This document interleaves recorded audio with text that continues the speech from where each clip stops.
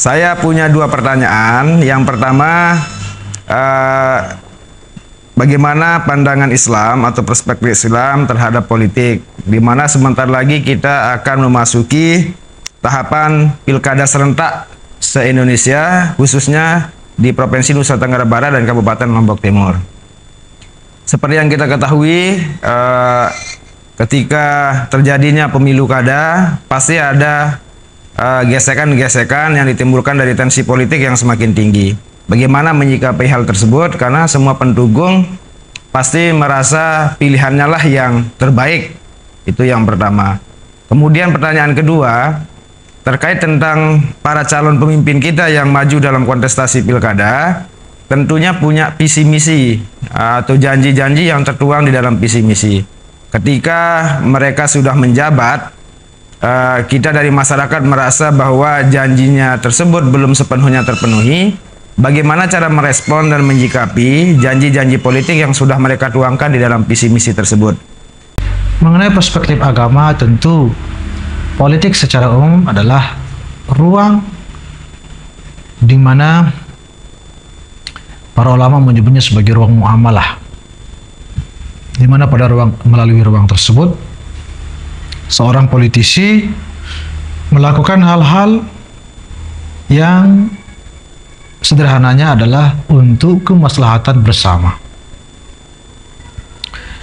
di mana seorang pemimpin mengatur strategi untuk kemajuan negaranya atau daerahnya, ya, dengan membuat kebijakan-kebijakan, peraturan-peraturan yang sifatnya mengikat, sanksi-sanksi, undang-undang, dan seterusnya. Dan itu sudah terjadi, bahkan dilakukan langsung oleh baginda Rasul Sallallahu Alaihi Wasallam dan kemudian para sahabat yang kita kenal dengan sebutan Al-Khulafa Ar-Rasyidin. Itu beliau-beliau memimpin dan mengatur bagaimana keumatan, kebangsaan ketika itu, namun dengan sistem yang berbeda dan juga lingkup yang lebih luas. Nah, maka politik tentunya hal yang tidak bisa dihindari. Hanya saja dalam Islam diatur bagaimana berpolitik itu benar-benar sebagaimana dikatakan dalam satu kaidah manutun bil maslahah, bahwa seorang pemimpin itu harus membuat peraturan yang betul-betul mengacu pada kemaslahatan rakyat.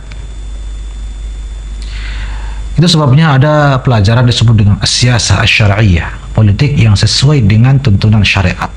Itu diajarkan.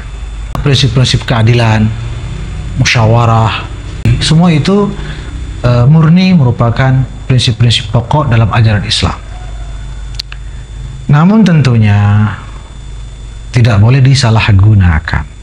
Maka janganlah kita mudah tertipu dengan berbagai visi misi yang mungkin dilangit-langitkan, padahal mereka belum tentu murni untuk kemaslahatan rakyat, tapi semata-mata untuk kepentingan pribadinya, kepentingan partai politiknya, semata-mata ingin berkuasa saja. Maka itu adalah sesuatu yang menjadi pertimbangan kita dalam memilih pemimpin. Memilih pemimpin ini juga asasnya adalah musyawarah. Itu hanyalah proses bagaimana agar pemimpin kelak yang terpilih adalah yang berdasarkan keinginan rakyat, karena dipilih oleh kebanyakan rakyat kalau bukan seluruhnya. Ada satu hadis dikatakan bahwa 3 orang yang tidak diterima salatnya. Salah satunya yang tidak diterima salatnya ini adalah rajulun amma qauman wa hum lahu karihun, seorang pemimpin yang tidak dicintai oleh rakyatnya karena kezalimannya misalnya, ya tentunya peraturannya yang menyusahkan dan lain sebagainya. Nah, menghindari itu, menghindari pemimpin ini tidak diterima salatnya, maka dilakukanlah semacam pemilihan ini supaya betul-betul ada jaminan bahwa yang terpilih ini adalah terpilih yang dicintai oleh paling tidak kebanyakan rakyatnya, karena kan suara yang terbanyak. Dalam Islam juga diatur bahwa tujuan atau visi Nabi Shallallahu Alaihi Wasallam diutus. Sebagaimana dalam satu riwayat Nabi ditanya, bima ursilta, untuk apa dan tujuan apa engkau diutus ya Rasulullah, wahai Muhammad? Maka beliau menjawab, tujuan saya diutus agar silaturahim ini terjalin dengan baik, agar keamanan juga dapat dijamin, kemudian jiwa-jiwa manusia dapat terpelihara, nyawa manusia terpelihara. Itu juga tujuan-tujuan inti daripada diutusnya baginda Rasul Sallallahu Alaihi Wasallam. Dan seorang pemimpin juga harus menjamin itu. Maka tentunya visi misi untuk terpeliharanya persaudaraan, persatuan dan kesatuan, ya, kesejahteraan itu harus menjadi prioritas. Lah, jika itu tujuan kita memilih pemimpin, ya, agar persatuan terjaga, kesejahteraan terjamin, keamanan juga, stabilitas itu juga terjaga dengan baik, jiwa manusia juga terjaga dengan baik. Jika itu tujuan, maka sangatlah naif, sangatlah memprihatinkan jika proses untuk menuju proses pemilihan itu malah terjadi pemutusan silaturahim, ya, keamanan juga terganggu, pada rusuh di mana-mana, kemudian saling mencaci. Ya, bagaimana mau memilih pemimpin kalau sudah seperti itu caranya? Artinya, mari pemilihan umum ini, pemilihan pilkada ini kita lalui dengan menjaga silaturahim di antara kita, persaudaraan kita. Biarlah perbedaan politik ini perbedaan yang tidak mengkontaminasi persatuan dan kesatuan kita, karena toh tujuan kita sama, kan begitu. Tujuan kita adalah bagaimana daerah kita maju, daerah kita baik. Kalau tujuan sama, mengapa harus saling menghujat, saling menjatuhkan? Ini sudah mencurigakan. Jangan-jangan di balik ini bukan semata-mata untuk menebar kebaikan dan kemaslahatan, tapi semata-mata memperebutkan kekuasaan.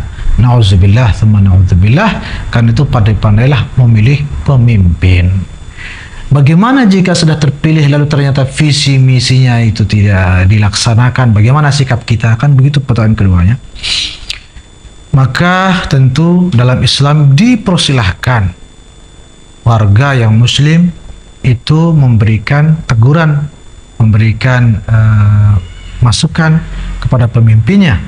Apalagi di negara kita ini memang sudah diatur dan dilindungi hak tersebut untuk menyampaikan aspirasi, bahkan untuk melakukan unjuk rasa sekalipun itu dipersilahkan. Dalam undang-undang kita dipersilahkan, dalam undang-undang agama juga dipersilahkan. Yang penting dengan cara yang baik. Dengan cara yang baik. Ucapan yang benar di hadapan pemimpin yang zalim itu ada hadisnya, dipuji di dalam Islam. Tetapi ucapan yang benar dengan cara yang benar juga. Bukan cara merusak sana, merusak sini, membakar sana, menambah kerugian. Apa yang terjadi? Kan maunya perubahan, malah yang dilakukan perusakan, kan tidak nyambung. Kan seperti itu. Nabi Musa dan Nabi Harun saja diperintah oleh Allah untuk menghadap Fir'aun. Apa kata Allah? Qula lahu qawlan layyina.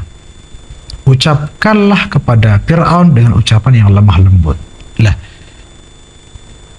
ini Nabi dan Rasul menegur Fir'aun, Allah suruh dengan lemah lembut. Kita Nabi Rasul tidak, pemimpin kita sejahat Fir'aun juga tidak. Maka tentunya tidak pantas dengan kalimat-kalimat yang mencela, mencaci pemimpin. Tidak boleh begitu, walaupun sezalim apapun, karena tidak ada yang lebih parah dari Fir'aun. Itu pun Allah bilang lemah lembut, apalagi masih pemimpin kita masih muslim, ya, dan seterusnya. Selebihnya serahkan kepada Allah Subhanahu wa taala. Mudah-mudahan Allah melindungi dan memberkahi kita semua. Amin ya rabbal alamin.